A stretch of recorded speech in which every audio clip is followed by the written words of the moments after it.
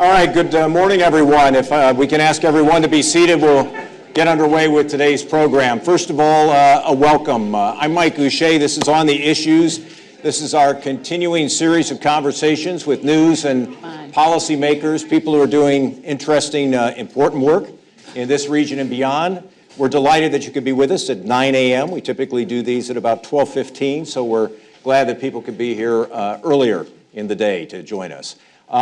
There are a number of people in this room. Before I do the introductions, I just want to say this. To those of you who were in the meeting upstairs and actually belong to the Near West Side Partners Group and have been working in that group, some of what you hear today may sound a bit familiar, but that's okay. That's a good thing, because there are many people in this room who are less familiar with the efforts of the Near West Side Partners. And so we're going to highlight the work of the anchor institutions in this area. Let me introduce the folks who are sitting next to me today. To my immediate left, to your right, is Matt Levitich. Matt is the CEO of Harley-Davidson. Seated next to Matt is Mike Lovell, the president of Marquette University. Tom Devine is the CEO of Potawatomi Economic Development Corporation. Kelly Grebe is the chief legal and corporate services officer at Miller Coors. And Mike Lappin is the Chief Administrative Officer at Aurora Healthcare. Won't you please give them a warm welcome to Marquette University.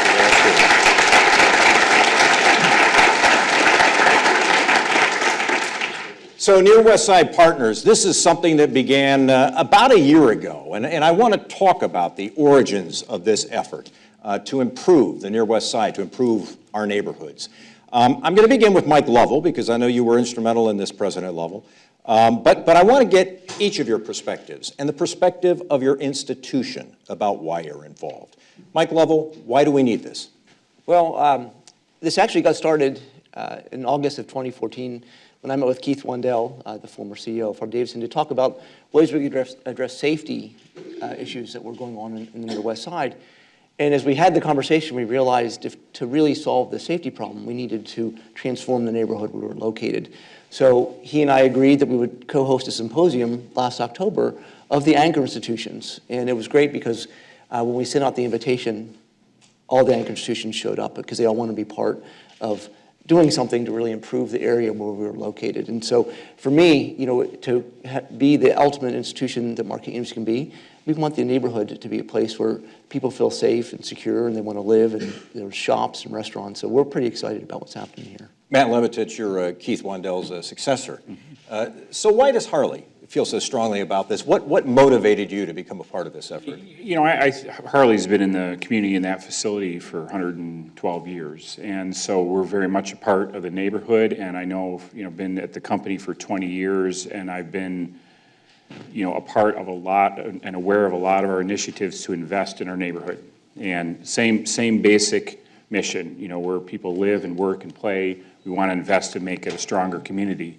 So there's a tremendous amount of commitment, a tremendous amount of energy, just like what was coming from Marquette and the other anchor institutions, but none of us were making the kind of impact alone that needed to be made to really make a difference in the community. And so I think the opportunity to come together and, as Mike said, the eagerness with which everyone came together gives us a tremendous amount of more optimism of how we take our individual energy and collectively put it together and actually make a difference.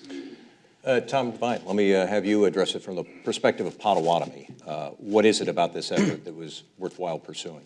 Well, early on in any kind of leadership role, you want to surround yourself by successful people, right? And that's part of your own success. So you think about Aurora, 1984. They started here in the local area. Harley-Davidson, 1903. Marquette University, 1881. Miller, 1855. 55. And when you do that and you think, well, Potawatomi, a couple thousand years. Let's throw that in there. I didn't want to forget that. So when you think about why you want to be a part of something, you think, well, all of these successful organizations are so fundamentally involved in Milwaukee and have the history. We would want to get on board based on you become successful by surrounding yourself with successful people and organizations. So we have a lot to invest in the Near West Side, Concordia campus, that area. So we're on board because of the successful partners that we have to help us become more successful than we already are. Kelly Grebe, you're basically across the street from Harley-Davidson at Miller Coors. Talk about your institution's involvement in this project. So, as Tom said, we are celebrating 160 years this fall, which is a momentous achievement. And, you know, when we look back at the history, Fred Miller, who created Miller Brewing Company, had a huge role in the community itself, had a huge role in developing the community itself. And so I personally have seen this area over the last 20 years, because I've been located at the Highland Avenue location that long, and have seen a lot of change. And so for our institution to be able to have a role in changing that, that was huge. And there was no debate. I mean, we have enough people who are so committed to Milwaukee, are so committed to the neighborhood, that there was no debate about stepping up and making sure that we could do something to improve the neighborhood. Mike Lappin, you've got Aurora Sinai right over here. You've got Aurora Family Service in the area. Tell us a little bit about your involvement. We do. Aurora is a relatively young organization, formed in 1984, but our roots in this community are very long and very deep. Aurora Sinai has been here 150 years. Aurora Family Service, our social service agency, has been here over 130 years. As a not-for-profit, we're driven by our mission. Our mission is to help people live well, and we live that every day. But the well-being of an individual, the well-being of a community, healthcare only affects a small portion of that. There are other factors. Safety.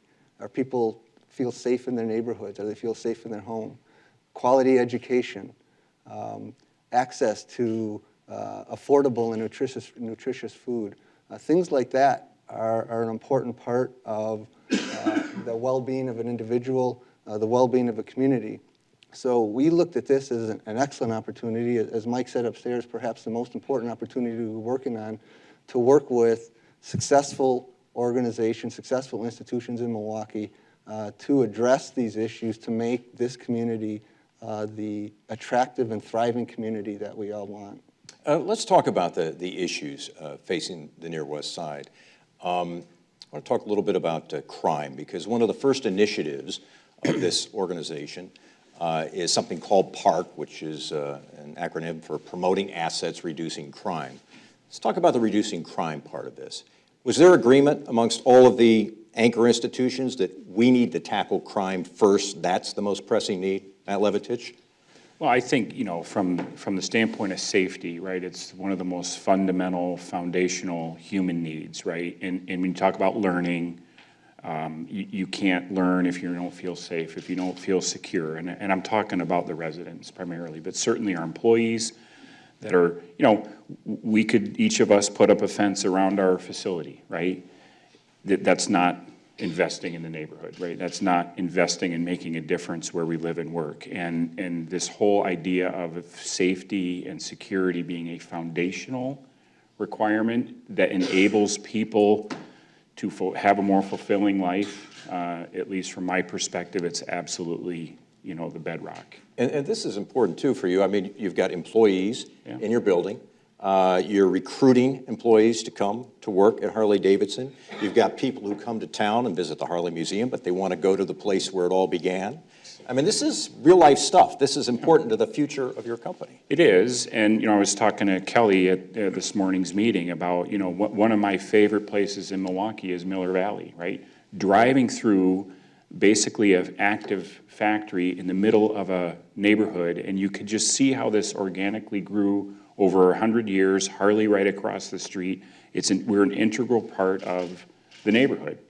And, you know, I think what we recognize, and I kind of mentioned it in my opening remarks, we can't do this by ourselves. As much motivation and money and energy as we can put into it, the fabric of the neighborhood is truly a fabric of the other anchor institutions, the residents, the law enforcement, et cetera. We have to work together, or we can't make the kind of fundamental changes that are necessary to give the neighborhood the future that it deserves. Kelly Grebe, you made an interesting comment about you said you've been in that building for 20 years and you've seen the changes.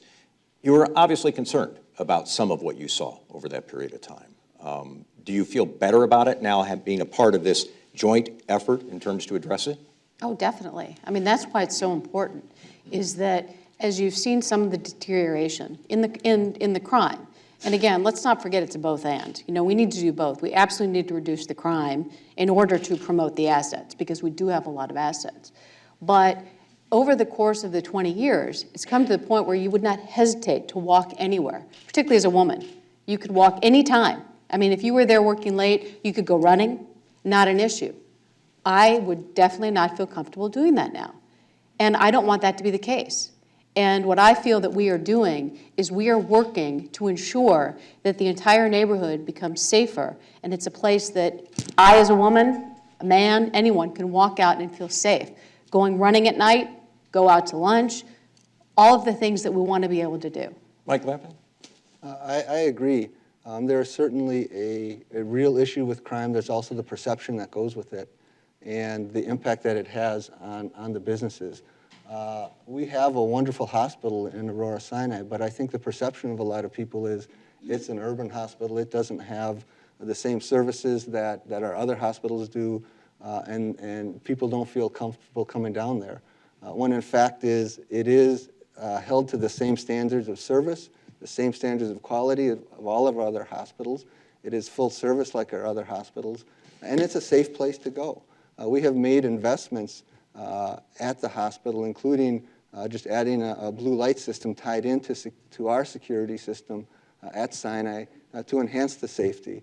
So I think we need to attack this both in the real, but also try and change perceptions of people to make this area the destination that it should be.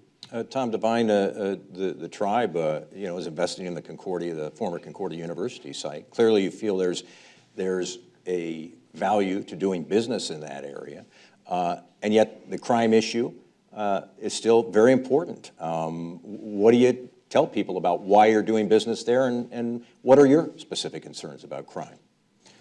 Well, Captain Smith, that's his job to take care of the crime, right? That's Milwaukee Police That's Officer, Milwaukee yeah. Police Department. What we can continue to do from Potawatomi's perspective is to continue to invest in that neighborhood. So it was just a few short years ago, the campus was abandoned for the most part, a few people there. But now we have this 5-year plan, and at the end of 5 years, there's going to be 700 people on that campus each and every day.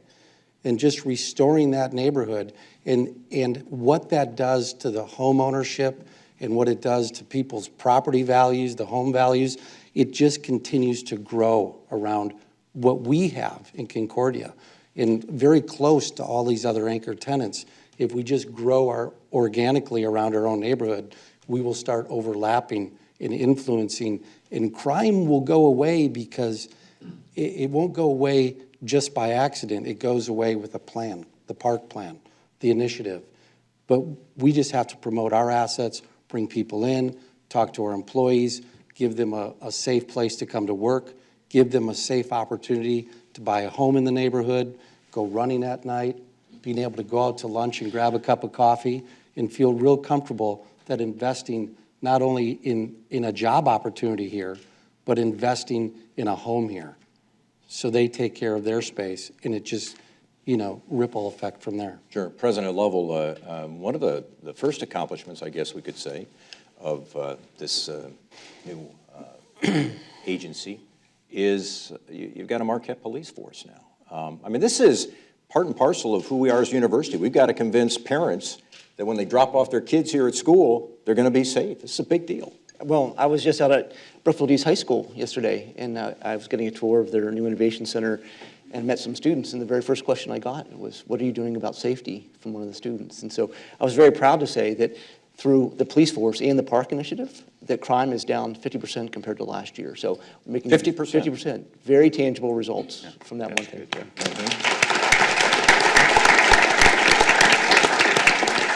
What's the response when you said we're going to go ahead, we're going to do a police force? What was the response from the folks who are on the stage, but also people who live in the Near West Side?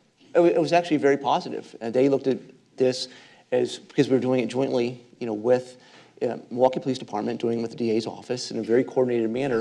And it was not about arresting more people, it was reducing crime. And you can do that by working within your community and having the community be involved in helping police the neighborhood, because just putting more feet on the street is not going to change people's actions. It's actually the people that live in the community that can really help, with those things. Speaking of people who live in the community, and this is a good topic, I think, for discussion, we have major businesses or academic institutions in this, area. And the question I have is how do we encourage, or should we be encouraging, more people who work at these institutions to live in this community? Because there's probably nothing else that would strengthen this community more than having people who both work and live here, that investment that they have. What's being done? Is anything being done, or is that something that we look at further down the road? Anybody can jump in on this. I'll jump in on that. Okay. I live here. Right? So I live 2 blocks away from the campus. I walk to work 2 days, 3 days a week. And it's always an enjoyable walk. I meet 5, 6, 7 people. Actually, there's a little route down Wells and over to 33rd, and people are starting to get to know me and say, "Good morning, Mr. Devine," and we engage in conversations. And of course, initially, they were asking me for different things. But part of this community, and I got to tell you, and it starts from the top or wherever, whatever that cliche is. I live here. I moved here from Alaska 18 months ago. I live on 31st in Wisconsin. I'm looking actively to buy another home in the near west side. I'm just committed to this because once I'm in, I'm all in, right? So now tonight, I'm taking the board of directors out to dinner at the 5 o'clock steakhouse. I'm not going downtown. I'm going in our neighborhood. Right. I go shopping at Walgreens. I walk down to 35th in Wisconsin. I have all sorts of pockets of friends throughout this neighborhood, and it's really great. And it's promoting our assets. One of my assets is I want to show people that living here is safe. Sometimes it's a little riskier than other times. I do go often for walks at night at 10 o'clock and try to get know the neighborhood a little bit better. But there's a true beacon of hope. If we live here, if we work here, and we can stand on that and show others that we do that, it just changes. And it can do that for a lot of other employees as well. Mike Lappin, Aurora, I was talking to your CEO, Nick Turkle, about this. Are you looking at whether more employees would be interested in living in this region? Is that something that comes up in your discussions? I think that is very important. The hospitals in a lot of communities are the largest employer. We have a responsibility to care for the communities and to have people that live in the communities can do that much better. They're just that much more invested and that much more involved. The things we need to do, I think, are a lot of the things we've talked about. Addressing safety. People want to be safe in their homes and want to be safe in their neighborhoods. Having some of the core institutions that communities have. We've talked a lot about a grocery store, entertainment options, and healthcare options and clinics, so that people can get sort of their basic needs. And I think when we start getting that, hopefully that will spur some people to start moving here. Kelly and Matt, is that a realistic possibility for your companies to have more people who work at your offices or in the plant actually live in the community? We at Harley, I remember, 20 years ago, coming up for my interview and coming up 35th Street, looking around, trying to find Harley Davidson, and I missed it. Because I think I was looking to the east as I drove past Juneau Avenue, and I stopped at some gas station, and I'm like, wow, this is pretty real, And I eventually made it in time for my interview, and things worked out okay from there. But one of the things that I knew of very early in my time at Harley is the assistance that the company already had in place to get people to be able to purchase a home in the neighborhood. Financial assistance and so forth. I'm going to call her out in the back. Mel is waving back there. She's one of our senior leaders in our clothing business. Mel lives on Vliet Street and 40th or so, something like that, 39th. And I was talking to Mel just a couple of weeks ago about how difficult it was, despite all that assistance and encouragement, for them to actually go through and purchase the property that they purchased. And one of the big issues was getting financing, and banks that did not want to loan money in these neighborhoods. And so there are a lot of things that need to come together for this to catch fire like I would like to see it, you know, and so by understanding it and having people like Mel go through the process and talking about the issues that they encountered, trying to purchase their home and then living there now for several years, right, renovating it, getting to know their neighbors, dealing with the safety issues, you know, coming home late at night or whatever. It really helps to get, you know, that real perspective on all the things that are necessary to really see it more of a reality than it is today. I want to follow up on something that Tom Devine said, and we kind of chuckled about it. But it's a sensitive subject, but it's one that I think we're all aware of. This part of our community has a lot of social service agencies. We have a lot of people in need. We have a lot of people who are homeless. We have people who battle mental illness. We have people who are fighting drug dependencies. We have people who've been released from prison. They come into our community. And so let me begin with you, President Lovell. I'll give you the nice, easy question here. Remember who your boss is, okay? You know, what do we do about this? Do we view this as a challenge to be dealt with, or do we see it as this is who we are and we embrace it? What do we do? It's part of the fabric of who we are as a neighborhood, and we're not going to ever try to displace those services out of the neighborhood. I think that there's a way we can do this in a very integrated fashion where we can incorporate those things along with the other things we're talking about, you know, with housing and making this a destination for people to come into. Mm-hmm. Anybody else want to? I mean, it is a sensitive subject. Yeah. I think it's an asset. I mean, I do. Mm-hmm. I think that the number, if I recall, is just in nonprofits in this area, I think it's over 200. It's like between 200 and 250. And that encompasses, you know, the full range of nonprofits. But that is definitely an asset. I mean, this is a big neighborhood. It can encompass a lot of different organizations and a lot of different services. We've got the anchor institutions, we've got schools, we've got, you know, hopefully we're going to get more and more commercial development. I mean, the more we have and the more diversity in the types of organizations, it makes for a much stronger neighborhood. I see how they're shaking their head in agreement. Yeah. I would agree. I think it's wonderful that this area has all of the not-for-profit organizations it does. I think that is a great asset. Last year, we were very fortunate to establish what we called the Aurora Better Together Fund, where we invested $10 million in not-for-profit organizations across our footprint. $2.7 million of that came into this area, where we're able to support the park initiative that has started here and 6 other organizations that are doing great work. It's an example of what I said at the beginning, that this is something that none of us can do on our own. We need to be working with each other. We need to be working with the organizations of the community and support them. And they're doing wonderful work. We should be supporting them. And I do think in the end it will be an asset for this area. Mm-hmm. Tom Devine, I noticed you were I just nodding in echo agreement. what Kelly said. I think all of it just, you know, all of these are assets in the people that work here in all the different foundations. You know, this is the fabric of where we live. Mm-hmm.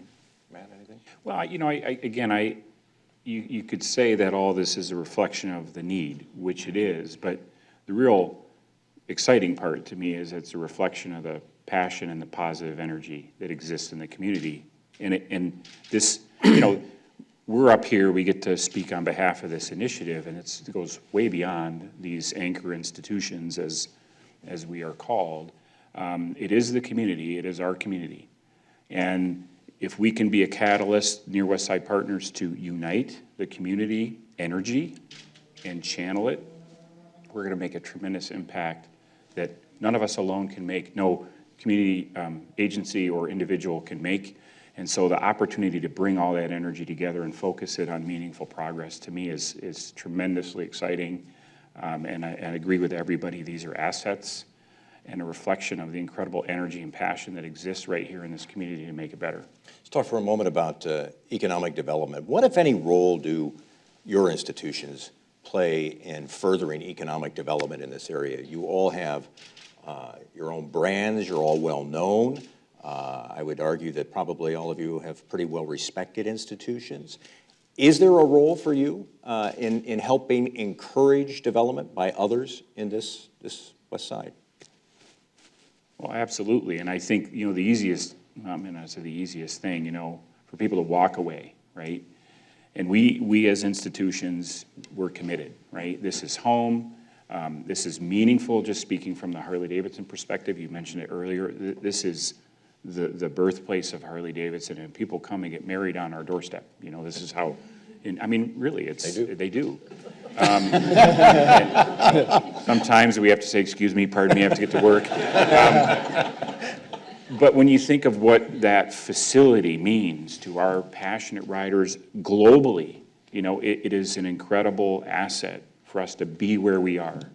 And so how do we bring that, to life to where even more people want to come, make that trip, as you mentioned, from the museum to the headquarters, to the birthplace, and see what Milwaukee's about, and see that in a real positive way, a more positive way than what they'd see today. Do you, the folks on the stage, do you see yourself as ambassadors of a sort in telling the story of the West Side to other prospective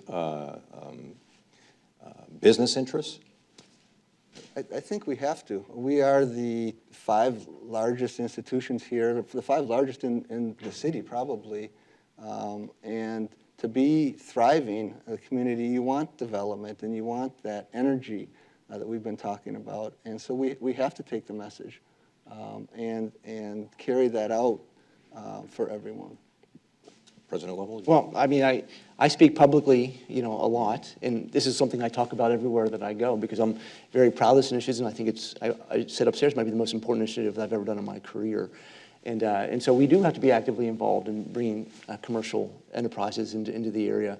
I think I've learned more about what it takes to run a grocery store than I really care to know. But the reality is that's something that's real important for this, and so we're going to do everything we can to get one here. I was going to ask you about that. Let's talk about a grocery store, because people I talk to about this initiative say that's a big deal, and it's part of a quality of life. It signals that a neighborhood is thriving, that it's worth investing, that people want to live there.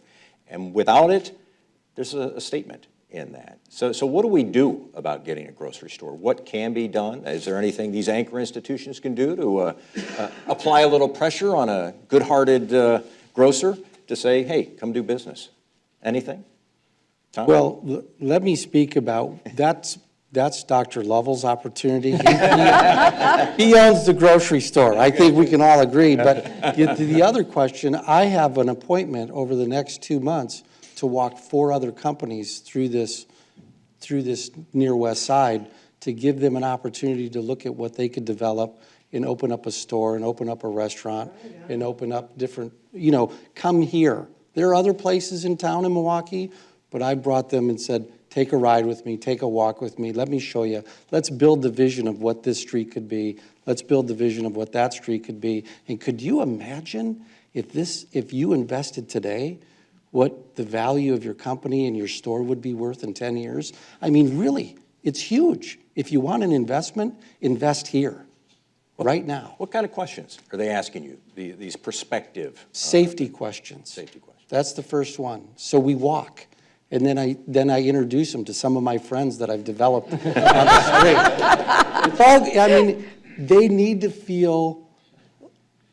They don't need to be inhibited here. It is safe during the day. I don't believe all of what the fear is paralyzing to people.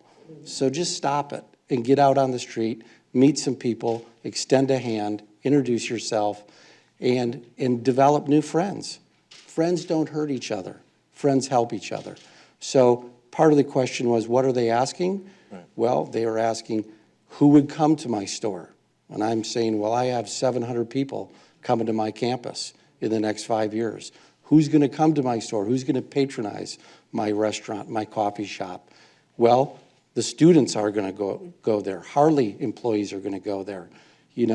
We have Miller. We're looking for a new place to eat other than the Tosa Village, right? So there's places that we need to develop and bring business owners to our side of the city and say, you can develop it here. And when we talk to them about it, they take it a little bit more serious. And maybe we can even help invest in that opportunity so we have skin in the game, so it's not just hollow. Mike Lappin, a grocery store would seem to fit pretty well with what Aurora talks about, and it's sort of the total person being healthy. It is. As I said at the beginning, one of the issues that we have are people not having access to affordable and nutritious food. Certainly a key element of your overall well-being. So I think it's important for people who work at Aurora.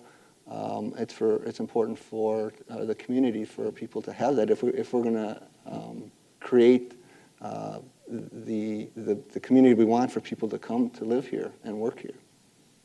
I was going to say that just last week I was meeting with Nick Turkle, and we were talking about if we can get a grocery store into the neighborhood, we could have full wraparound services where we could have nutritionists come from Aurora to teach the public on healthy eating, have cooking classes, actually have a place where people learn to cook as well. And so really we're addressing this with the strength of the institutions coming together. As much as Keith Stanley, who is the guy who's at the top level of this organization, suggested earlier, he'd really love to have an announcement on a grocery store. Are we any closer to getting a grocery store? Can anybody shed any light on that? Are we?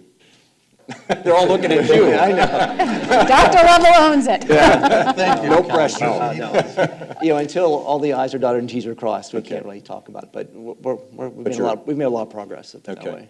I did want to talk about a couple other facets of this. And one is that you've looked at other models. And we heard from Captain Smith earlier today. But something you hear a lot about in this discussion is Washington Park and what happened there. And I'm wondering if how much we've learned from other folks in terms of what works in revitalizing neighborhoods, what works in making neighborhoods more welcoming, reducing crime. How much have we learned from others as part of this process? Anyone? Well, I would just say last February, the Near West Side, we organized a trip to Philadelphia to see how West Philadelphia is redeveloped, primarily with the efforts around Penn. And we really, first of all, we had to cut off the number of people who came because we had 23 people from the partners signed up, and that was about all we could fit on the trip.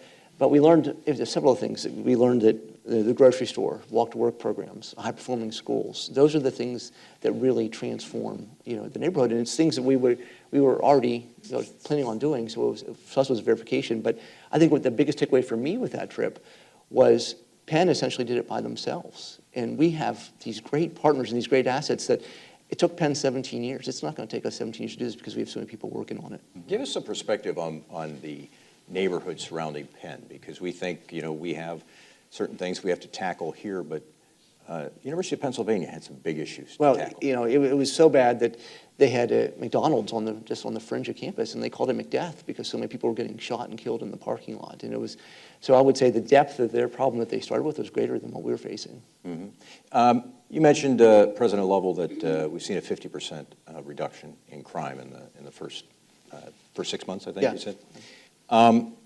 Metrics, benchmarks. You people work in the world of business. How important is that to you in determining success? My guess is that you would not have necessarily wanted to be a part of this unless there were pretty strict benchmarks as part of the strategic plan. Matt Levatich? Yeah, I think the most important thing is getting high agreement on what those goals are, right? Again, this is not something that Harley or Marquette or any of us could do alone, and nor are we, as I mentioned before, going to do it either. We're a catalyst to get the community engaged in our community. What are we going to do? And so getting the high agreement on what things, and you started with safety, is safety the most important thing? Well, there are a lot of opinions about what the most important thing is, and getting everyone united and aligned around what are we going to achieve is the most important element of achieving anything, in my view. And so safety is a big one, and those statistics are incredibly powerful. Captain Smith shared with us this morning something that I'm more encouraged about is as he goes around and learns, people are wanting to learn from us, which is really powerful because we have all that it takes right here in this room to be the leader in this space, right? To set an example of what Milwaukee can do when we get together and we figure out how to make a difference. and we are already, and it's powerful. And I love that. I love the idea that we will be a symbol for what's possible when a community truly comes together and gets working on the right things in the right order. And we talk a lot about safety. I mean, the park initiative, and I think Kelly said it, you can't talk about them separately, but you can't get the asset message through the crime cloud. And so, you know, we have to address that, and it's happening. Kelly, I maybe have you weigh in on this, on the importance of the metrics, the benchmarks that are going to exist here, so we know whether we're making progress. Yeah, I mean, the strategic plan has just been completed. Okay, so, you know, that was something that we actually all went into this without a complete finalized strategic plan, in part because we all felt it was necessary, as did the group, that there were some surveys that were put out in order to determine what is most important. Okay, so part of the strategic plan are the metrics, and those are still sort of being worked to be finalized. But of course, I mean, we all have to answer to our CFOs or the boards, and they're going to want to understand there's some measurement going on as we're determining how much money we're going to put into this initiative. But I also want to sort of piggyback on something that Matt said, is that we are learning. I mean, hopefully we're taking the best from all of the different examples that we've seen. You talk about Washington Park, and you know, Captain Smith talked about community prosecutor, and how he didn't realize how innovative an idea that was, and how successful it was there, and it's already shown success here. I mean, that's huge. And Dr. Lovell talking about what he saw sort of in Philadelphia, again, and realized that many of the things that we are doing are the things that have already been proven to work. So we have the benefit of being able to take from all these different places and bring it together and improve upon it to ensure that it doesn't take us 20 years. I mean, we are in this for the long haul, but we've already seen progress, and we expect to see more progress every single year. I want to tackle something that can be a sensitive subject, and this is when top officials from major institutions get together, there might be some people who feel like it's a top-down approach to tackling a problem. And Mike Lavin, I was talking, as I mentioned earlier, with your boss, Nick Turkle, about this, and he said, you know, one thing we want to make sure about is that this does not seem paternalistic. So we've got to work really closely with the people, the residents, the people in the community. How has that process been? What is being done to make sure that this does not appear to be, at least, a bunch of, you know, big institutions dictating the future of the Near West Side? Well, Dr. Turkle's a very smart man. But he's right, and we've seen, if this is a top-down or perceived to be a top-down initiative, it's not going to work. And I think one of the unique things and wonderful things about this is it's not. I mean, we started this, the organizations represented up here started this, but there's been involvement from businesses and schools and governmental organizations, police departments, the district attorney's office, from the beginning. And all of that, all of those voices come in and contribute, and very much more of a grounds-up effort, a grounds-up initiative than a top-down.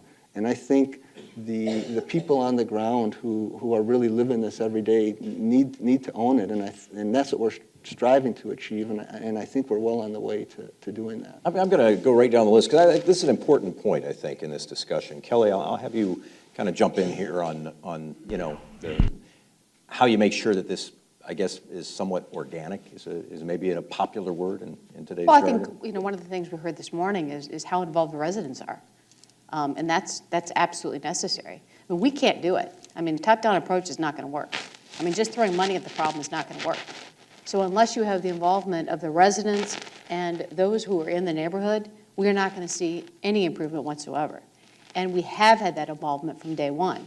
So we are just here as anchor institutions just because we've been in this neighborhood for an extended period of time. And quite honestly, we have a little bit of money to throw at the problem. That's it. We cannot do it. And if we could have done it, we would have done it 50 years ago, 20 years ago. We need the residents, and I think that we are seeing the residents and the businesses step up because that is their desire, to make this opportunity the best place to live, work, and play in the city. Tom? Well, you're right. Kelly's right. You can't just throw money at a problem and fix it. So, park, promoting assets. And then I say to myself, what is my asset other than being able to throw money? My asset is getting to know people in the neighborhood. 2 weeks ago, one of the staff that works for us in janitorial said, you know, it takes me 40 minutes to get home. I'd really like to live close by. Fortunately, I said, what's your budget? And she told me what her budget was. And because I will go walking at night, I take pictures of places like, okay, there's a rental unit there, $500, $800. And I say, so here you go. Here's some places. I've made some calls. It's well within your budget. It's 4 blocks away. You can walk, come and go to work. Another guy that I met 2 months ago by the name of Dejan was looking for a home. Met him down at Qdoba on Wells on your campus. He said he wanted to buy a home. His budget was X. I found him a home. I gave him a number. Now he's living right across the street from my office. So these are my assets. You know, we can throw money at it, but I just like communicating with people and helping them solve challenges or whatever their goals they are so they can feel better about living in the neighborhood because they got some support from somebody that knows the neighborhood. I just want to go on record. I want to live near Tom. Yeah. Because this guy's doing everything for the neighborhood. Well, President Lovell? Well, again, I think one of the things we heard this morning for those who were at the presentation about the park initiative was how many programs we are undergoing with the community. You know, they redid Merrill Park. We had 250 community members come to redo the playground. They're closing down blocks of the street and having hot chocolate with hundreds of residents. We had Trick or Trunk, you know, around Halloween, where again we had hundreds of people coming together at the Lutheran Church up the street. You know, the community is actively engaged in what we're doing, and again, we're just trying to be enabled. And other thing I think is important, it's not just the people that live here that are engaged. Our institutions, I think everyone who works, you know, in this neighborhood realizes that all ultimate success is going to depend on the success of the neighborhood. And so I can just tell you, whether it be faculty, staff, or students, you know, everyone is excited about not only the initiative, but how can they get involved and how can they make a difference as well. Well, I just love what Tom said. You know, you heard from resident Tom, not leader Tom there, right? And that's the power of personal investment, right? Coming together with focus to make a difference. And you get a few more people like Tom, and it becomes a movement, right? And that's what it's about. I truly believe we are members of the community. We play an important role. Some of it's financial, some of it's the catalyst idea that I mentioned earlier. But this has to be the whole community coming together and, you know, deciding enough, you know, we want it to be better, we want to make a difference, and here's how we're going to get it done. Take us out 5, 10 years down the road. What does the near West Side look and feel like just a little bit in the future? I'll get an answer from every one of you, and then we're going to look at the questions. Matt, I'll go. Well, you know, it's an interesting question. I would like you know, the future Matt Levitich to come driving up 35th and have a different experience than I had 20 years ago. And actually, there have been improvements over the 20 years, not enough. And this neighborhood has so much potential, and the power in that potential is really spectacular to me. So I would just love the idea that in 5-10 years that 27-year-old coming up 35th Street has a different feeling. Right? Well, I think looking 5 to 10 years out, I want people to view this as a very safe place to live and work and play. And I think about what's happening in other parts of the cities. You think about the Third Ward and how it's viewed now as this hip and RC. I would, 5 to 10 years from now, I want us to look at this neighborhood in a similar way, but with the assets that we are as institutions. And people say, boy, that's a really great place to be because of the people that are there. Well, I'm pretty competitive, so I want this to be the best neighborhood in the city of Milwaukee. That's just the way it is. The Third Ward would wish they were living here. Costa Village wants to be here. North Avenue. So take McKinley, take State, take Wells, take these beautiful historic homes. 4,000, 5,000, 6,000 square feet. They're gorgeous. We need this 5, 10 years from now, 15 years from now. We would have all wished we would have invested in this neighborhood. It's going to do much better for us to invest here than whatever we have in our portfolios today. But it takes a little bit of a risk, and it takes a vision that's being painted more by the people out here than us up here, those that are out there on the street making it happen. I can't wait. I don't want to wish time away, but 10 years from now, to walk down 27th Street, it's going to be awesome. It's going to be unbelievable. Historic places. So that's what I know it's going to be. All right, Kelly? I like your vision. I agree. The one thing that I do want to make sure that we do is that we also retain the uniqueness and the diversity of this neighborhood. Dr. Lovell, you talked about that. And I think what's happened in the Third Ward and other parts of Milwaukee is pretty remarkable. And quite honestly, just a couple of weeks ago, I saw a presentation, and I had not realized how much was actually going on in the city of Milwaukee. And it quite honestly made me more excited for what we are doing, because we are going to continue to see this kind of revitalization. But I also want it to be unique. I want it to be us. I want us to, as we said, promote the assets that we have in this neighborhood, and there are so many that we have, and I don't want us to lose any of that. I want us to promote those assets, but make this a safe place to live, work, and play. I want to be able to go to several different places to go out to lunch. Just walk a couple blocks from Miller Coors and be able to do that. And I actually think that we will be able to do that based upon the progress that we're starting to see. I agree with everything that's been said. At the end, we want to achieve the vision of what the Near West Side Partners was brought together for, have a safe, attractive, thriving place that becomes a destination in Milwaukee, a unique destination. And we've reduced crime. We've increased safety. There's business development going on. There's the institutions, the grocery store, the healthcare clinics, the entertainment options that a destination location would have. And I think we're well on the way to that. I'm very optimistic that we can achieve that. But I think that's what our vision is, and that's what we're all driving for. Let's take a few questions from the audience. If you're in the seating bowl, please press down on the rim, not on the ball, but press down on the rim. Keep your finger down on it. We'll be able to hear your question. If you're in the back, Ryan, the gentleman over there, will bring a microphone over to you so that we can all hear your question. So raise your hand, no speeches, just questions, and we'll go from there. I'm going to go right here. Yes. You're kidding, right? Hold down on the rim. The rim, not the rim. Push it down. Just push it Yeah. down. There you go. Look, it's red. Just a question to piggyback off of what you said earlier. Is there a conscious effort in this process to intentionally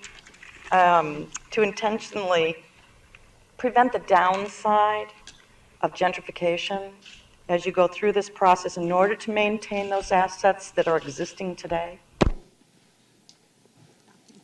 Any of us can jump in. I think yes. My answer is absolutely yes, that this is not, the Park Initiative and the Near West Side Initiative is not a gentrification initiative. As we said, it's promoting the assets that we have within this neighborhood. And we want to make sure to retain those assets. And retaining those assets will hopefully prevent just this entire neighborhood from becoming, quote, gentrified. And one thing we heard about this morning was a very active approach to helping people in the neighborhood start their own companies. And we heard from Keith Stanley the idea of having a Shark Tank competition, for people in the neighborhood to actually, launch something. You look at the diversity represented in the institutions, right? I didn't say it in my vision, but I want to smell beer being brewed, right? I love that there's, this huge 160-year-old brewery. All that stuff makes this neighborhood just so awesome, right? And I love it when the wind blows from the south and I get to... You're used to that now. I am. So now it actually becomes appealing. Yeah, it's great. Yes, sir. Yes, look at Press down. You got it? Yes, Okay, I have it now. there you go. I listened to you talking about the crime, and you're talking about, of course, how do we connect it. Have you communicated with your residents? Are they aware of what the problems are? Have you invited them in? What about the neighborhood association, the churches, the schools, etc.? So I believe if you bring those people into the focus, they give them a voice. One thing I looked at when I was working with the schools is that we brought in Home Depot. Sometimes property values go down because people don't understand how to keep the properties up. So we identify some of the problems they have and show them in the community how it's done. You got neighborhood associations, you got block clubs, you got different organizations that come in and help them, show them how to keep their property values up. And once you invite them, you can bridge the gap between this crime and jobs and connections. Let me, is Keith Stanley in here? Keith. Why don't you take the microphone up there? Keith, can maybe you address some of those points that were raised? Keith is the guy who's running the Near West Side Partners. Excellent question. What we've decided to do is from the very beginning is make sure that all our stakeholders are aware of what's happening and make sure they're involved. Actually, we look at it as a platform. A couple of things I highlight. One is we have the Neighborhood of Neighborhoods meeting, which is actually an amazing meeting. Harley Davidson has opened up its doors every month, third Monday at 6:30. We invite anybody who's a resident of the community to come and speak, air out their issues, talk about what's exciting in the neighborhood, talk about some of their concerns. So we make sure that the residents have a platform. We also, with Near West Side Partners, which I'm really excited about, is that we make sure that we have a two-way street with our faith institutions. So we work with groups like our Savior's Lutheran Church, Redeemer Lutheran with Pastor Lisa, and a number of different faith institutions. And recently, we made sure we focus in on our schools. So we have 10 high-performing schools in the community, and we really reach out to those principals and the staff and administrators to talk about their concerns. So our goal is to make sure it's a comprehensive strategy that we connect with every single person that's involved in the Near West Side, the people who live, work, and play in this community. So I hope that addresses some of your question. Thank you, Keith. Other questions? Let's go right here. I have two. I know 3 of your institutions have significant foundations. Would any of you consider going to your investment committee and having a piece of your investments be for mortgages in the neighborhood?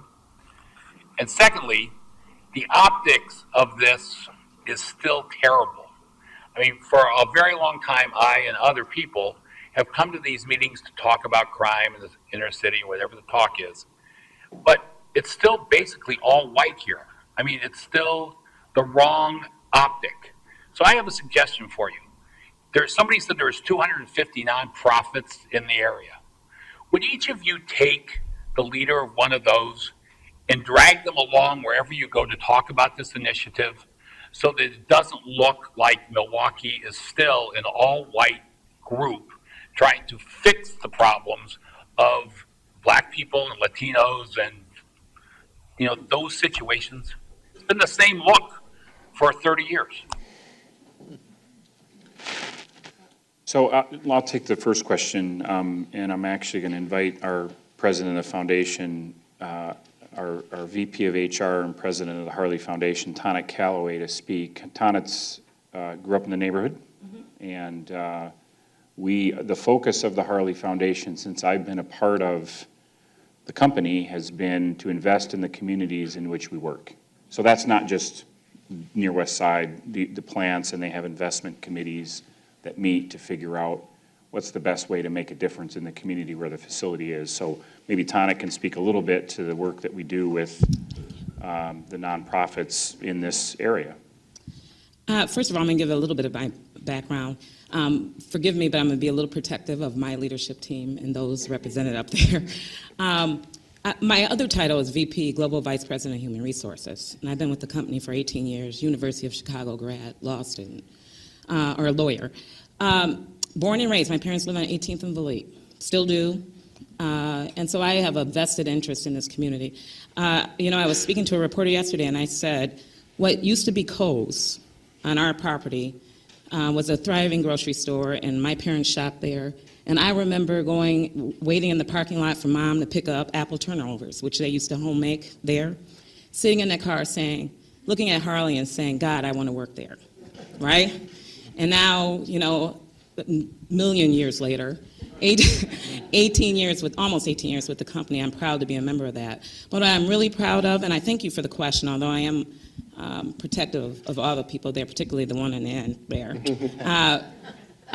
What I'm really proud of is it hasn't been this top-down approach. It hasn't been Caucasian guys saying to the African-American community, you need to do this. I earned this job, and I earned keeping this job. But what I also have is tremendous support in the organization to do what we need to.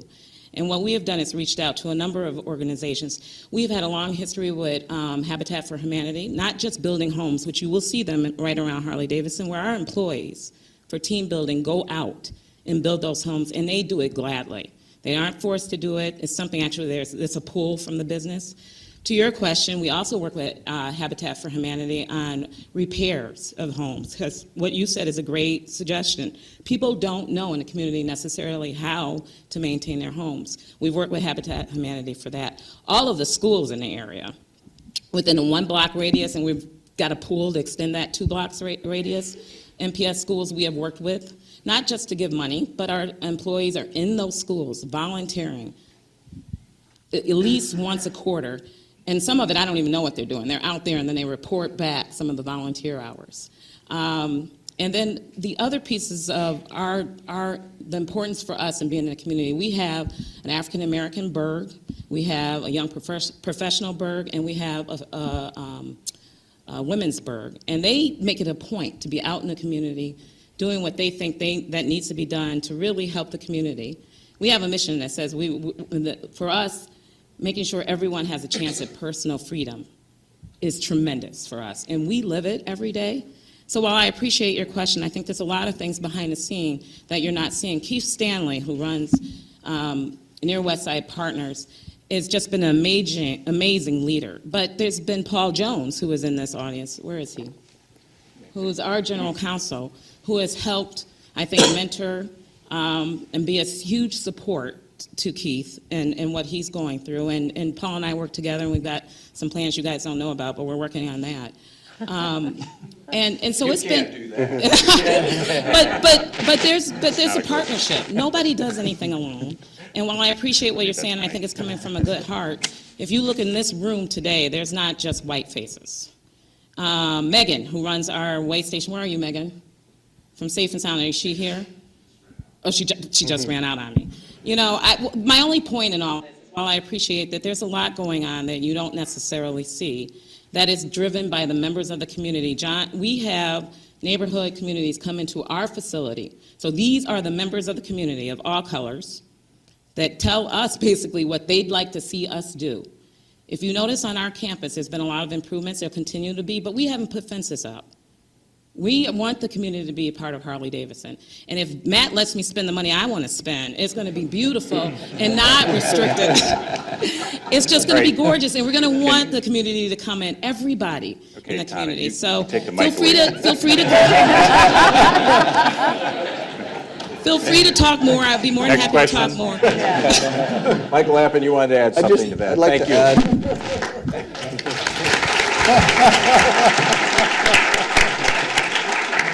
It's a mistake to try and follow that, but I will. We have invested in many of the not-for-profits in the area. We've not done a lot in housing, but one area that we have invested, not surprising, is healthcare. And we're partnering with a federally qualified health center called Progressive, which in the next few months will be opening new clinics, an urgent care clinic and a primary care clinic on our Sinai campus, so that people in the area who've only been able to get health care in the emergency room, which is more expensive and not a way to take care of your well-being, that they will have access to primary care services to start taking care of basic health care needs, which, like housing, is a foundation for growing the community. I think I'm going to probably wrap things up. I see we're at 9:59, and I want to be respectful of everybody's time this morning. First of all, let me say thanks to the audience for everybody who joined us at 9 in the morning today. It's great to have you here. Appreciate your time, your interest, and your attention. And most of all, I want to thank our guests. I want to thank Mike Lappin, Kelly Greedy, Tom Devine, Mike Lovell, and Matt Levitich. Thank you very much for being with us.